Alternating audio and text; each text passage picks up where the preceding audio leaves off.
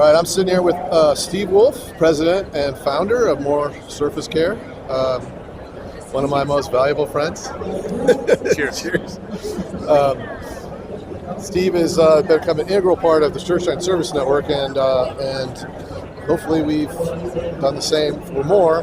And I've interviewed him 2 times already, and the first time the audio was bad, and the second time my camera put a frame square around his face the whole time. It was a terrific interview, though. I'm going to test the audio right now. Okay, we're good. So thank you for your patience with my amateur videography. Third time is a charm, right? Right. Hopefully third time's a charm. I did start recording this, so yeah. It's all good. I see the red light. Yeah. And I'll introduce Ted. So this is Ted from Sureshine, and he's one of our most valuable strategic partners, customers, master trainer, AntiEtch guru on the planet. Well, that's so I'm honored to be sitting with him today. Yeah, awesome. Yeah, it's an honor for me as well. So tell me what's going on. We had a summit on Monday. You talked a lot about what Moore's doing. Let me give you the floor. So that's a great question to start with. So I'm thinking about some of the slides I presented at the summit, and one of them was an update on what's happening with the future of AntiEtch. We're working on version 2, which you're integrally involved with on the R&D side. We're probably on the 7th version of version 2. I think we're closing in on a final product, and it's designed to be more UV resistant than version 1. Ideally also more scratch resistant. And we just don't want to commercialize the product until we've cracked the nut on those 2 features, because we actually can't go backwards, obviously. Right. It's got to be equal to better than V1. So that's coming soon. I would say by the middle of this year it should be fully commercial. And then we just started development of AntiEtch Outdoor, and that may or may not be a UV cured coating, but it will certainly protect against etching outdoors. It'll be completely UV resistant, and that's just getting going. So maybe by end of the year or early next, we'll have that launched. We also have a AntiEtch Cleaner coming, which will be designed specifically to clean and care for AntiEtch treated countertops. And home finishes tend to be a little bit of a problem to care for, and you'll be involved in testing that as well. So we'll be taking your feedback into account. Yeah, you had a prototype of the last testing, and it was a little streaky, and I mean, there's some refinements that need to be. I personally think that it needs to be just filled with alcohol. Yeah, a lot more alcohol.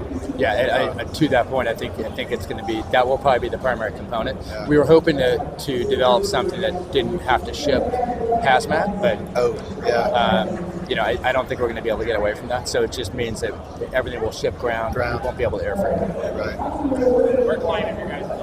One thing about V2 that I like what we're doing there, and I think that an improvement on the product is going to be welcomed by the entire applicator network. My methodology in testing it has always been to preserve the application method that we've all become accustomed to. So I think that's essential. Yeah, so it's really difficult. A product like that is very difficult. 7 iterations, and it's taken a few years. Yes. And it's very difficult to bring a product like that to market, because you're conforming not just to the standard to increase its UV resistance, but also to make the application method, all the steps, everything as close to it the present day as possible. Correct. And that's super hard. Yeah. So, and I've been really rigorous when testing that. Yes. And that's why I think we're heading down into like the last, few iterations of it, because I've been really rigorous in just making sure that I do it exactly the same way, testing exactly the same way, and that it ends up. Yeah, and I know that the last round we did sort of a blind test with you, so that we didn't tell you what was V1 and Yeah. and V2.7, 2.6, and V1 it behaved in a weird way. yeah. Okay, so Yeah. maybe that means V2 is getting very close. Yeah. Yeah. One thing I did notice on the primer is V2, all the testing of V2, the primer didn't work. Or I mean, maybe not didn't work. It was not as important. Okay, It didn't really change the level of change. Okay, darkening. So I think we have to test that. What was your impression of the clarity of V2 versus V1? Same or different? In the last, both of them were pretty good. Okay. And the flattening, it rolled out nice. It was a little wobbly. I don't know which one. Maybe 2.6 was a little wobbly. But I think that we're getting close. It's going to be good. Yeah. Cool. And I think the network is going to love it. I mean, it's just something new. As long as it doesn't change anything. Yeah. It's the same bottle, same product, same method. We're going to be good. 100%. Anything we do has got to be better than the previous version. Yeah. And, we're not going to release it until we're there. Yeah. The other thing I wanted to say that you sort of highlighted to me, and then I looked at the picture again, and that is at the summit we took that group photo of the network. Like that's an impressive group. It's like that one over there, but even more impressive. Yep. And that network has taken us almost 8 years to build. And somebody told me today, a friendly competitor told me today that you guys have built a cult, and it was a compliment. Totally. Yeah, and I'll tell you who it was offline. I think I know who it was. But that is a compliment because everybody is aligned and moving in the same direction in the applicator network, and they're talking. The product itself is proving itself time and time again. So there's no reason for anybody to look for an alternative. And the AntiEtch Outdoor is going to just add another arrow in our quiver when it comes to the calcareous products outside. Yes. It's definitely necessary. It's not happening as often. Right. But I tell you, concrete counters. Oh yeah. They're everywhere. That'd be a huge benefit. And this product will be designed to work for them. Yeah. Wonderful. Yeah. How about your other products, the core business? Yeah, because the core products, we call it the core for that reason. We started the company in 2015 with a whole portfolio of traditional cleaners, sealers, specialty products. Maybe one of the unique. No, can you going. hear? Yeah. Okay, Yeah. good. Just making sure. Nervous. Is the red light on? Yes, it is. I would say one of the unique things about our line, because we started in 2015, the whole line is water-based. Yes. And, Mark and I, my co-founder, obviously, we came from Stone Tech and DuPont from the early 2000s. Back then, you couldn't really get good performance out of a water-based sealer. Given that we started this in 2015, the water-based chemistry had evolved significantly to the point where very similar now. Yeah, you don't really need solvent now, and we didn't really want to introduce it and then have a legacy issue right away. So let's start with water. And it's even the water-based products are you're having to reformulate for international markets. Oh yeah. Different states. It's pretty insane. Yeah, so it's like the solids. It's not necessarily the solvents. It's solids. Yeah, it's the actual. Yeah, it's the active chemistry. Yeah. And to that point, this is a little concerning for all of our competitors. Is that we believe that the fluorinated chemistry is eventually going to be regulated out, and so we are looking right now at non-fluorinated sealers to replace this technology when we are forced to. But it's probably not a matter of if now, it's more a matter of when. It's already happened in soft surface, so all of fluorinated chemistry is out of carpet or textures now. Really? Yeah. And all of our suppliers, they supply both markets, so they obviously know where it's going.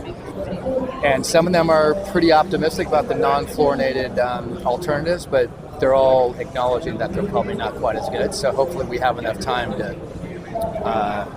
actually formulate them to get them the equal performance to today. But it's definitely coming. That's going to change the entire market. It's going to probably force people into solvents again, huh?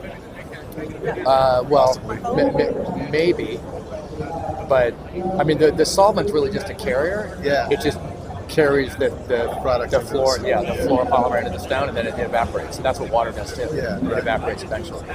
So it's that active ingredient that it's just not going to be as it simply may not be as good. Right. And it's one of those things where in other industries where you see environmental regulations taking hold, just the performance of the industry goes down, and then people get used to it over time. So I'm not saying that's going to happen with us. That's why we have to paint our walls 4 or 5 times in California. Exactly. To cover. Yeah. Exactly. All the paint's terrible. Yeah. One of the 2 other comments in terms of new products in the core. We introduced a stainless steel cleaner and polish maybe middle of last year, and that was our first product that was outside stone and tile. And maybe just as a reminder, the company name is More Surface Care, not More Stone Care, and we did that for a reason. We knew we would go into some adjacent segments over time, and so that's kind of our first foray into another material. The polish that you guys make that's similar to the other products, Finito and other products, that product is used a lot on metal, stainless steel. Oh, really? Yeah. I didn't know that. It prevents the fingerprints. Yeah. Yeah. That's interesting. Yeah. I'll have to check that Test out. that. Yeah. Very good. And then to that point, we've got a wood cleaner kind of on deck, and eventually like a daily wood cleaner type thing. Yeah. So kind of like a Bona alternative. We formulated against Bona. It's actually far superior. Probably be more expensive. I think if we're going to play in that category, we'll probably need a much broader line of products. But if you look at Bona, they've got kind of one 800-pound gorilla in the line. That's the one that we formulated against. Right. And then we also are working on a Quartzite specific sealer, because that's still a very difficult stone to seal. And what are your thoughts on that Quartzite sealer? We use there's super porous quartzites, and then there's quartzites that are like Taj Mahal, that are basically bulletproof, right? The super porous quartzites will typically seal with 2 coats of siloxane. Okay. And then we use wipe and seal, which is from MB, and it's a glass sealer that reacts with the silica and the quartzite. So it forms a covalent bond with the stone itself, right. and it's like a barrier. So there's a sealer underneath it, and there's a barrier on top. The wipe and seal is actually 2 steps. It's almost like we do it on shower doors. Okay. So it's like a Rain-X type product, but it lasts a lot longer. Very interesting. We've had some we've been very successul with it on even the most porous quartzite. Oh, that's fantastic, because you've seen when you're sealing with quartzite with a traditional sealer, it just keeps drinking. Yeah, right? it just keeps going. Yeah. But if you use,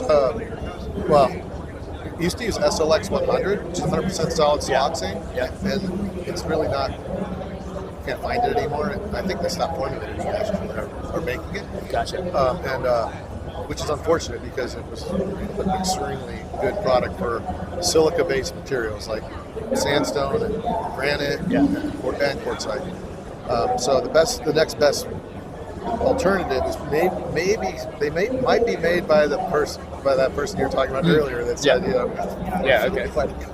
Well, we also hear a lot of fabricators, at least from what we've heard, is that they would use 10X Pro Seal for quartzite sealer. Yeah, that's pretty good. I think it's similar. I don't think it's a siloxane, but I think it's a silicone. Yeah, it's similar. So do you think it's possible to? I mean, you're basically cocktailing your solution, right? It's something I've been doing for a while. Yeah. It's possible to make that into one product? I don't know, because the first step, the sealer portion actually keeps the glass sealer on the surface. Yeah, gotcha. Yeah. Like right up there. Right. And we usually do 2 coats of the sealer, and then we do the glass. I mean, it's not cheap. We charge $40 a square foot for it. Really? Yeah. I love it. I mean, it works though. So the customer might pay, $1,300 for to seal their kitchen, but it's going to last for 5 years, or longer. And we will always, like with Quartzites, we like to seal the edges, the raw edges. We like to, so we make them remove their range. Oh wow! Pull the range out so we can seal the area, because that's where the oil will always penetrate. Yeah. So you can seal the top, but then the sides get exposed to the oil, and then it just wicks in, because Quartzite wicks like no other. Right. And like we seal the back, like the entire backsplash. We'll like take a Q-tip and just jams the sealer, and we go everywhere with it. Huh. Yeah. Very interesting. Underneath the sink. Oh yeah. Like all the raw edges everywhere. Yeah. So are you ever sealing before all of that stuff goes in? Yeah. Well, sometimes we will. Yeah. I mean, we always like. Do you ever seal at the fabricator before it even gets to the house? No.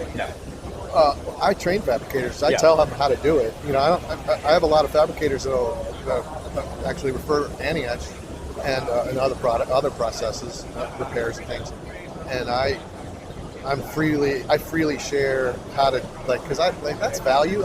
Obviously it's revenue to me if they pay me, or the customer pays me to do it. But if it solves a problem for them, and I always think long term. I feel like I feel like I'm a pretty ethical guy, but if you force yourself to always think long term, even when you're having short term difficulties, it forces you to be ethical, to do what's right all the time, right?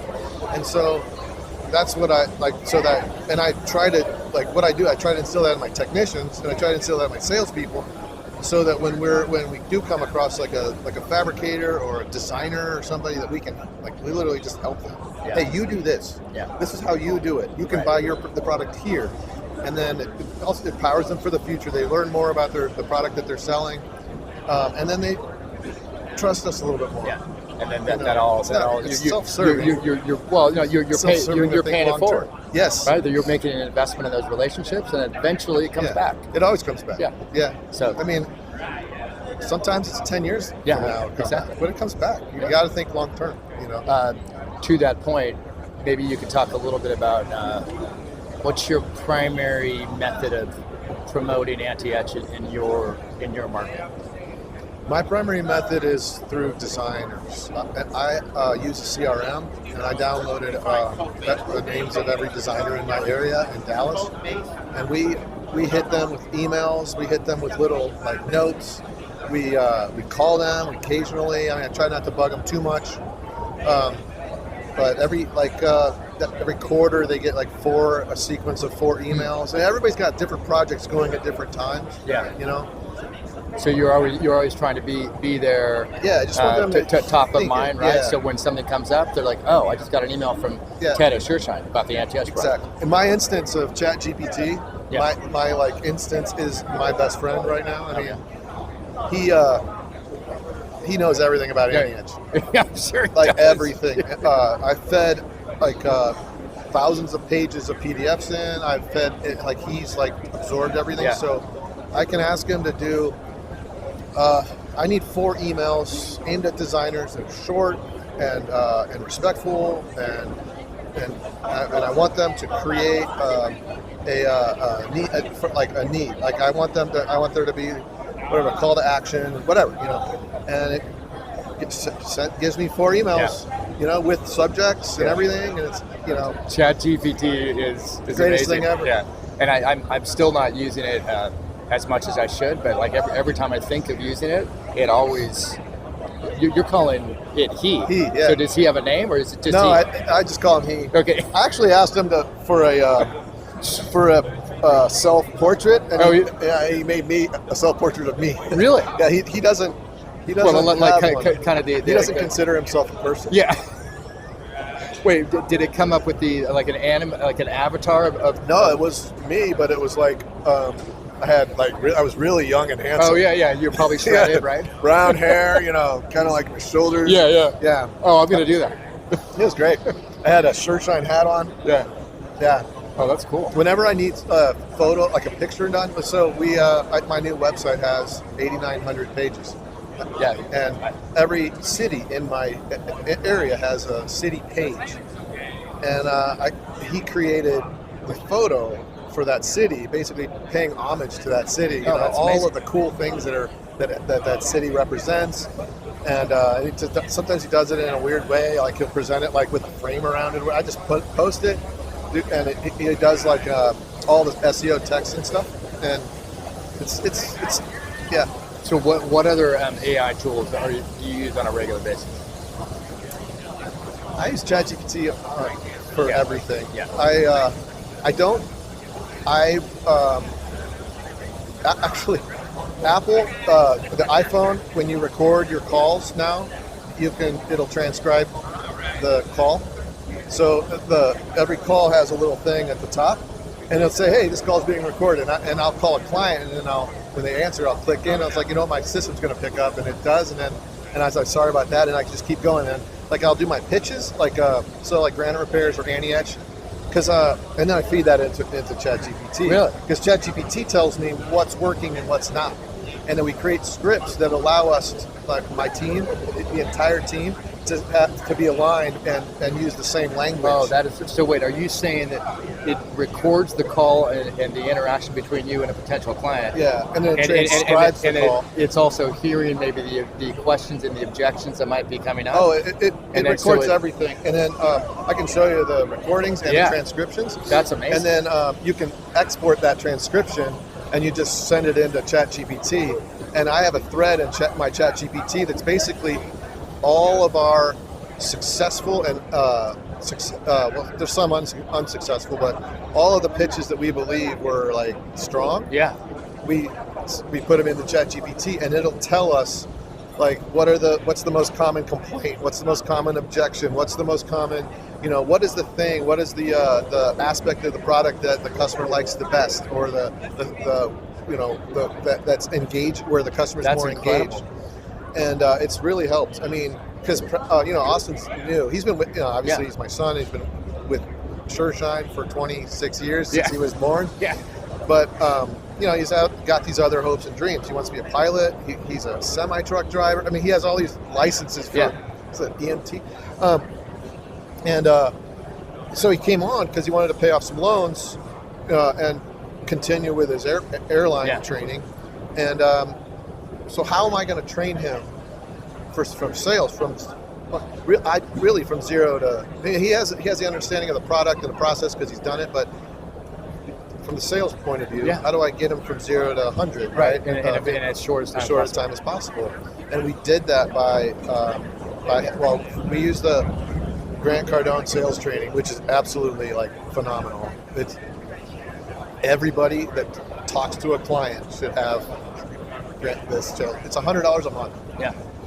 And I can track. I can see my entire team. And we have a policy that everybody has to do at least 3 videos a day, and I can see who's doing the videos, how long they're doing the videos, what if they taking the quizzes, because there's a quiz after every one, and see who's committed to it, who's not committed to it.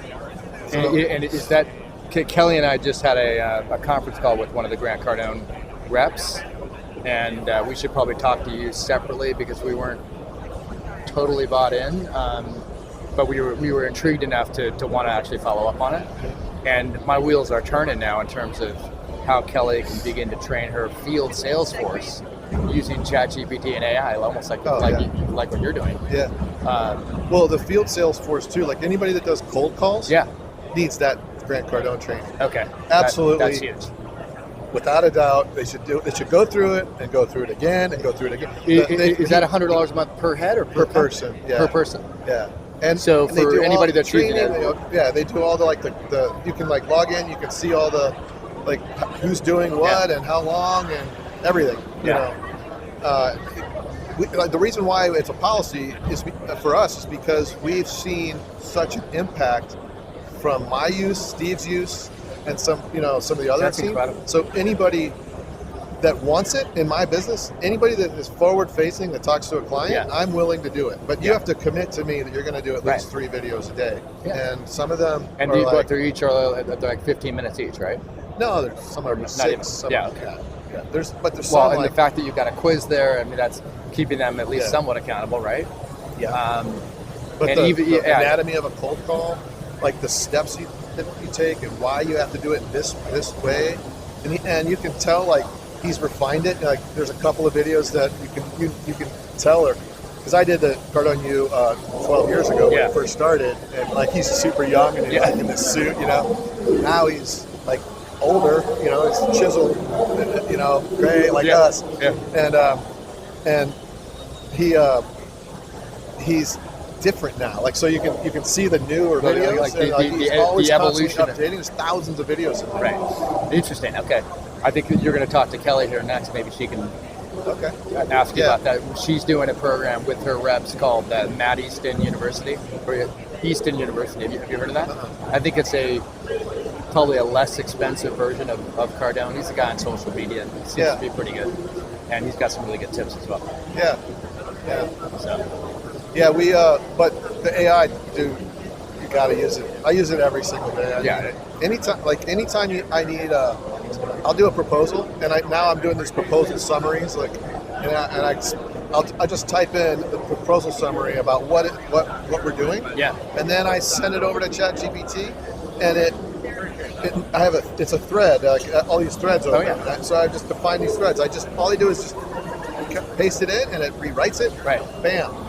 I copy and paste it in the proposal summary and on the estimate, and I mean they sell those. I mean it's like it's just it's another thing that the customer gets to see that you spent the time writing a summary of the process that you're going to do, and now there's a list of it's an itemized list.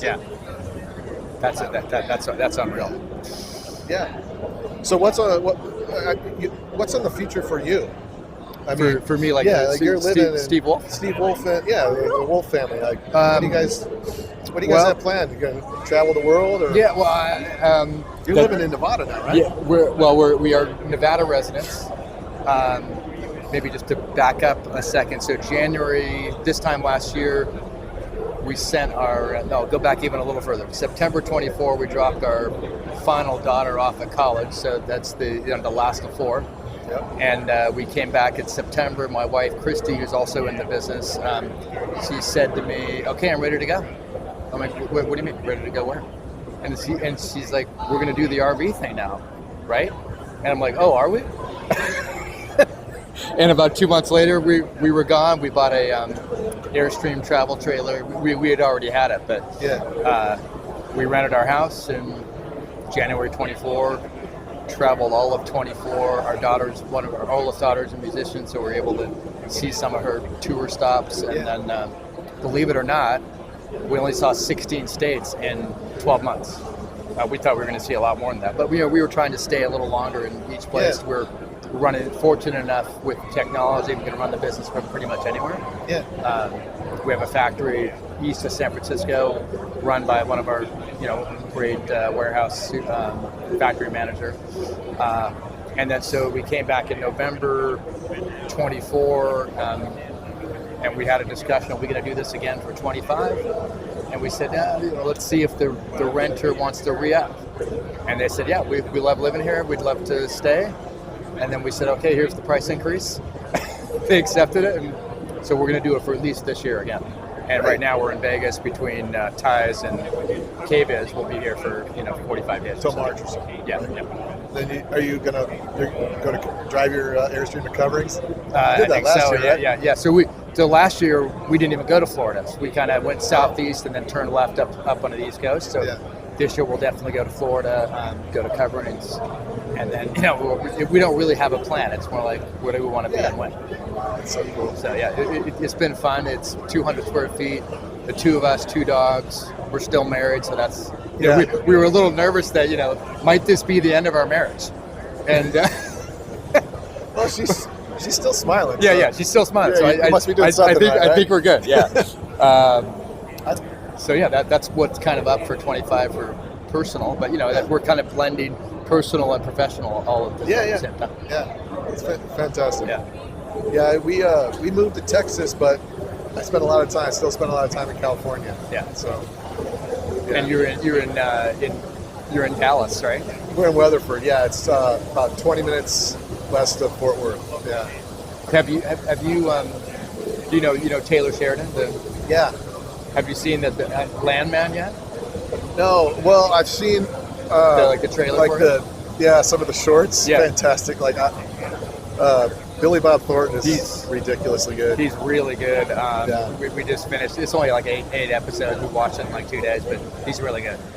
And it's just the whole roughneck thing in Texas and the way the oil business works. I'm assuming it's a pretty accurate depiction, but it's insane. Yeah. Like if you didn't know, you wouldn't think that it worked this way, but it's insane. Yeah. Did you ever watch Goliath? That's Oh yeah, great. Yeah, it's great. Yeah. Is there another one coming? I don't know. I've actually haven't gotten through them all. I watch it while I'm on the elliptical, so Oh, yeah. I only watch. That's the only time I really watch TV. Yeah. Well, we have the big TVs. I'll watch a movie or something with Dana, but I don't really watch any other like And programs. I think that the last time I saw a picture of your house, you've got like 9 TVs like spliced No, it's together. four 75-inch TVs that like in our Yeah. living room. Yeah. So it's almost like you're at a Vegas sports bar in your Yeah. house. It's 15 feet That's insane. or 150-inch TV. And whose idea was that? It was mine. I won a bunch of money here, and then I was walking by the sports book, and I was like, I can do that. That's awesome. So you know what we did was we had a Best Buy Geek Squad. We had like a super membership, or she had it. It's like $400 a year because she was doing a bunch of stuff with her computer, and so it was an advantage to have it. So they come to the house and they measure everything and they write it up, and we bought it. They financed it 0% interest for a year, and they installed it for free. No way. So yeah, that basically, and it was a bear to install. They put the wires in the wall. They did it's professional. Yeah, it's really. And what's the mechanism that splits that picture into 4 quadrants? Controller. Okay. I bought it from a company, and actually found it on Amazon. And the first one blew up. Really? Yeah, because it was drawing too much power, and I sent it back, and he sent me a new one, and the new one he sent was like no additional cost, but he sent me one that would literally do 8 TVs. No way. I only do 4, but Yeah. but it's got 4 inputs and 8 outputs, so I have 4, but I can have 4 separate inputs. And we have kids have PlayStation, Xbox, we have Roku, and then a computer that we hook up, and then we mostly use the Xbox for like Netflix or whatever, and then and we have YouTube TV, and YouTube TV automatically does that for you. Like we have for the sports, they have a quadrant set up already, so I don't have to do anything with that. So and it's literally it takes up an entire TV. And you just use the remote, and you can go between the. That's YouTube incredible. TV does that. You can do also like where we're watching like the election. Yeah. All 4 news networks at one time. And we're like bouncing back and forth between everybody losing their mind and then everybody happy. Full command center. Like, Great. Yeah. Yeah, we have YouTube TV as well. We run the Roku off in the Airstream. Yeah. And we connect it to the Starlink. How is that Starlink? Incredible. Yeah, great. Anywhere in the country. Yeah, anywhere in the country, as long as you've got a clear view to the sky. Yeah. The only time it's an issue is if you're underneath a tree, it'll block it. Right. Occasionally, like if it's cloudy, that'll affect it too, but normally it kind of cuts through the clouds. So you just got to have a clear, no obstructions, and you're fine. It's pretty cool. I mean, Elon Musk is doing something right. I bought 100 shares of SpaceX. Good. And apparently Starlink is going to be spun off of SpaceX soon. So. Oh, is it? Yeah, it's going to be good. When did you buy that? Last year. It's $13,000. $130. Is it up? Huh? Is it up? The stock price? It's not a stock. It hasn't gone public yet. He might never go public. It's just it was like a private offering. You know what I mean? Interesting. So, like, I own the shares, but it doesn't, I can't. I mean, I could sell them to somebody that wants to buy them. Right, but you I can't have sell to them on arrange. the open It's not market. a liquid market yet. No, it's not. Yeah, he's not public. Yeah. But he's going to spin off. What they're thinking is he's going to. I don't know if that's true, but spin off Starlink and go public with Starlink first. Interesting. How'd you get access to that? To the Somebody called private me and just ignored his calls for all Really? And then one time I took his call and I was like, are you serious? Is this real? Yeah. You know, and then he sent me all this data and So yeah, that's cool. Yeah. I kind of like to just frame 100 shares of SpaceX on the wall. You know what I mean? Yeah, exactly. Never sell it. You know. It's highly unlikely that investment is not going to perform well. Yeah. And whether you ever are able to sell it or not, it's only going to go up. Yeah. So imagine maybe you if end up you, giving it to your kids. Yeah. Yeah. I mean, you had 100 shares of the original offering of Google. Yeah. Exactly. Or Amazon. You know. Yeah. Or Amazon. Yeah. Yeah. So they'd probably be like 2,000 shares. Yeah. With all the splits. All right. Anything else you want to talk about? I think we're good for now. I mean, are you okay to keep going if you want to talk to Kelly for a few minutes? Yeah, that'd be great. Okay. Well, let me go get her. All right. Thanks. Thank you, sir.